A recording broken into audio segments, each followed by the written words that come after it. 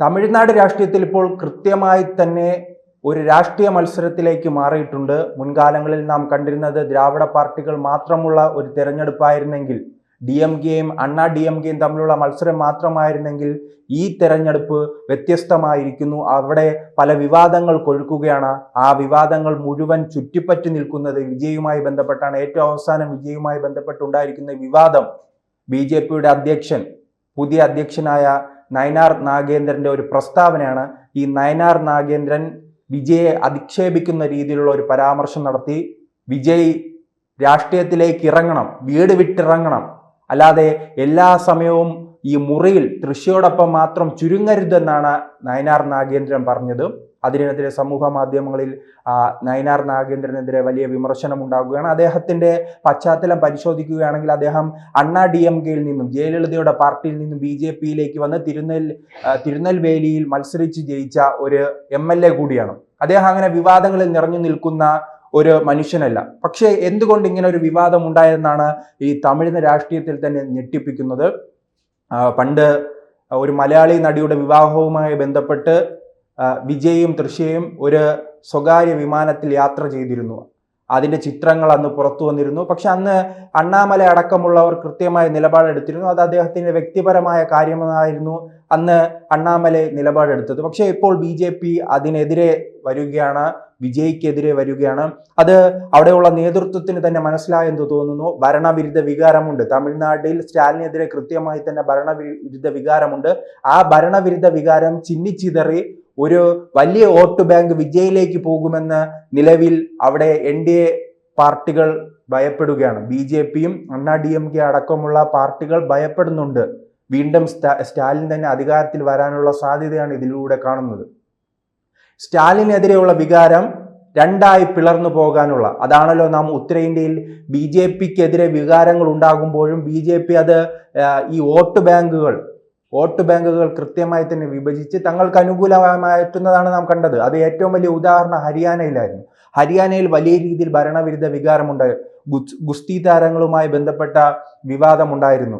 പിന്നീട് കർഷകരുമായി ബന്ധപ്പെട്ട പ്രശ്നങ്ങൾ ഉണ്ടായിരുന്നു. തൊഴിലില്ലായ്മ, അതോടൊപ്പം തന്നെ യുവാക്കളുടെ പ്രശ്നങ്ങൾ, അങ്ങനെ 100 കൂട്ടം പ്രശ്നങ്ങൾ ഉണ്ടായിട്ടും ഹരിയാനയിൽ എന്തുകൊണ്ട് BJP അധികാരത്തിൽ വന്നു?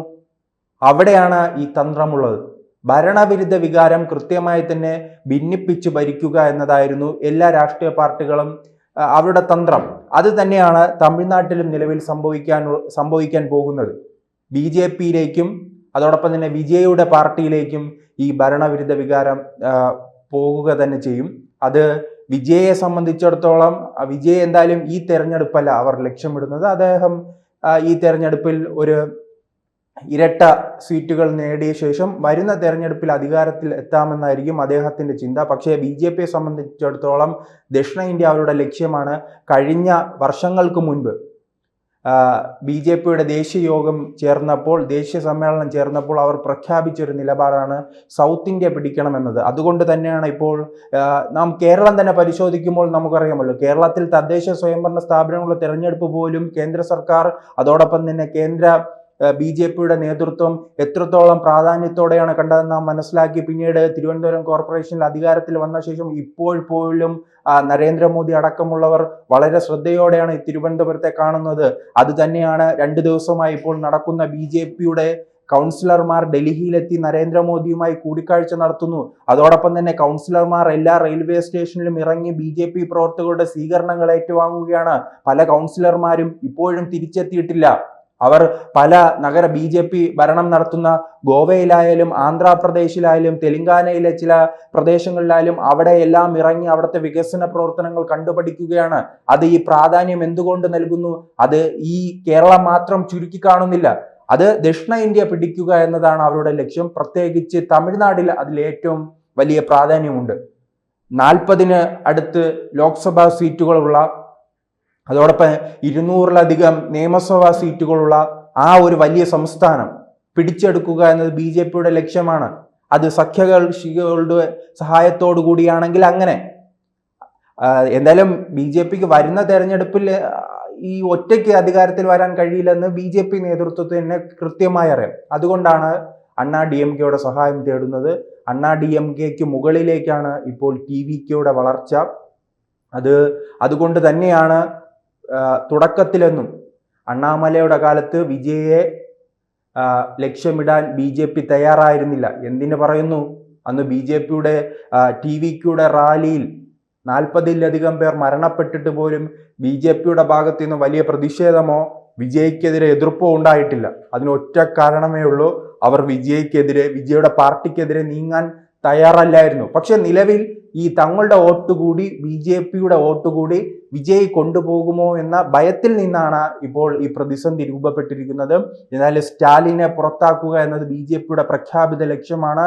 അദ്ദേഹത്തിന്റെ ഭാഗത്തു നിന്ന് വലിയ രീതിയിൽ കേന്ദ്ര സർക്കാരിനെതിരെ പ്രതിരോധമുണ്ടാകുന്നു, അവിടുത്തെ ഗവർണറിനെതിരെ പ്രതിരോധമുണ്ടാകുന്നു, ഹിന്ദി ഭാഷയ്ക്കെതിരെ വലിയ പ്രതിരോധമുണ്ടാകുന്നു. ഏറ്റവും അവസാനം പരിശോധിക്കുകയാണെങ്കിൽ BJP ഇപ്പോൾ ലക്ഷ്യമിടുന്നതുണ്ടല്ലോ മണ്ഡല പുനർനിർണയം, പുതിയ ഒരു രീതിയിലേക്ക് മണ്ഡല പുനർനിർണയം നടത്തി വീണ്ടും അധികാര തുടർച്ചയിലേക്ക് വരാമെന്ന BJPയുടെ ലക്ഷ്യത്തിന് ഏറ്റവും അധികം പ്രതിരോധമുണ്ടായത് അത് സ്റ്റാലിന്റെ ഭാഗത്ത് നിന്നാണ്, അത് തമിഴ്നാടിന്റെ ഭാഗത്ത് നിന്നാണ്. അദ്ദേഹമായിരുന്നു അന്ന് ചെന്നൈയിൽ യോഗം വിളിച്ചത്. പിണറായി വിജയൻ അടക്കമുള്ള ഇന്ത്യ മുന്നണിയിലെ പല പാർട്ടികളെയും പ്രമുഖരെയും ചെന്നൈയിൽ എത്തിച്ച് ആ യോഗത്തിൽ പങ്കെടുത്ത് ഈ മണ്ഡല പുനർനിർണയത്തിനെതിരെ കൃത്യമായ നിലപാട് പ്രഖ്യാപിക്കാൻ അദ്ദേഹത്തിന് കഴിഞ്ഞിരുന്നു. ആ നിലപാട് പ്രഖ്യാപിച്ചത് അന്ന് രാഹുൽ ഗാന്ധി പോലും ഇതിന് വലിയ രീതിയിൽ പ്രചരണം നൽകിയില്ല. പക്ഷെ സ്റ്റാലിൻ കൃത്യമായ പ്രചരണം നൽകി. ജനസംഖ്യാ നിയന്ത്രണത്തെക്കുറിച്ച് അദ്ദേഹം സംസാരിച്ചു. സൗത്ത് ഇന്ത്യൻ സംസ്ഥാനങ്ങളിൽ ജനസംഖ്യയിൽ നിയന്ത്രണം കൊണ്ടുവന്നപ്പോൾ ഉത്തരേന്ത്യയിൽ എന്തുകൊണ്ട് ജനസംഖ്യയിൽ നിയന്ത്രണം കൊണ്ടുവന്നില്ല? അതുകൊണ്ട് നഷ്ടമുണ്ടാകാൻ പോകുന്നത് കേരളത്തിനും തമിഴ്നാടിനും അടക്കമുള്ള സൗത്ത് ഇന്ത്യൻ സംസ്ഥാനങ്ങളിലെന്ന് അന്ന് സ്റ്റാലിൻ തുറന്നു പറഞ്ഞു. ജനസംഖ്യാ നിയന്ത്രണം കൊണ്ടുവന്ന അതിന് തയ്യാറായ ഞങ്ങൾക്ക് നഷ്ടം സംഭവിക്കുന്നു എന്ന് അദ്ദേഹം കേന്ദ്ര സർക്കാരിനോട് തുറന്നു പറഞ്ഞു.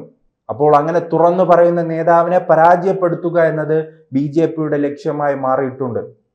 ആ ലക്ഷ്യമായി മാറിയ സാഹചര്യത്തിലാണ് ഈ വിവാദങ്ങൾ ഉണ്ടാകുന്നത്. അതിനിടയിലാണ് ഈ തൃശയും വിജയും തമ്മിലുള്ള ബന്ധത്തെ ചൂണ്ടിക്കാട്ടി BJPയുടെ സംസ്ഥാന പ്രസിഡന്റ് തന്നെ ആരോപണം ഉന്നയിച്ചിരിക്കുന്നത്. എന്തായാലും ഇത്തരം വിവാദങ്ങൾ വിജയ്ക്ക് അനുകൂലമായി മാറുമോ അതോ BJPക്ക് അനുകൂലമായി മാറുമോ എന്നത് തെരഞ്ഞെടുപ്പ് കാലഘട്ടത്തിൽ നമുക്കും അറിയാൻ കഴിയും. BJPയുടെ സ്വാധീന മേഖലയിലേക്ക് TVKക്ക് വിജയുടെ പാർട്ടിക്ക് കടന്നു കയറാൻ കഴിയുമോ എന്ന് നാം കണ്ടറിയണം. അതിന് ഏറ്റവും വലിയ ഉദാഹരണം കോയമ്പത്തൂർ അടക്കമുള്ള മേഖലകൾ നമുക്കറിയാം. ഈ കോയമ്പത്തൂർ അടക്കമുള്ള മേഖലയിൽ എല്ലാ കാലത്തും BJPക്ക് വലിയ രീതിയിൽ ശക്തിയുള്ളതാണ്. അവർക്ക് MLA-മാരുണ്ടായിട്ടുണ്ട്, അതോടൊപ്പം തന്നെ MP-മാരുണ്ടായിട്ടുണ്ട്. ഇതിൽ ഏറ്റവും അവസാനം നടന്ന നിയമസഭാ തെരഞ്ഞെടുപ്പിൽ പോലും കോയമ്പത്തൂരിൽ മത്സരിച്ച കമലഹാസനെ പരാജയപ്പെടുത്താൻ BJPക്ക് കഴിഞ്ഞു. ആ മേഖലയിലേക്കല്ല ഇപ്പോൾ വിജയുടെ വലിയ കടന്നുകയറ്റം ഉണ്ടാകുന്നു എന്നാണ് റിപ്പോർട്ടുകൾ പുറത്തു വരുന്നത്. ആ ഒരു കടന്നുകയറ്റം ഉള്ളത് കൊണ്ടാണ് നയനാർ നാഗേന്ദ്രൻ ഇപ്പോൾ തൃശയെയും വിജയെയും കൂട്ടിച്ചേർത്ത് വലിയ ആരോപണങ്ങൾ ഉന്നയിച്ചിരിക്കുന്നത്.